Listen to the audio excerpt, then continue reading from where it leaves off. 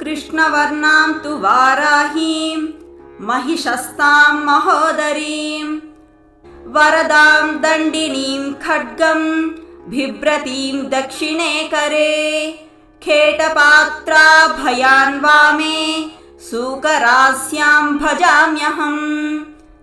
स्तुति। नमोऽस्तु देवि वाराही जयैकारस्वरूपिणी जपित्वा भूमिरूपेण नमो भगवतः प्रिये। जयक्रोडास्तु वाराही देवी त्वां च नमाम्यहम्। जय वाराहि विश्वेशी मुख्यवाराहि ते नमः। मुख्यवाराहि वन्दे त्वाम् अन्धे अन्धिनि ते नमः। सर्वदुष्टप्रदुष्टानां वाक्स्तम्भन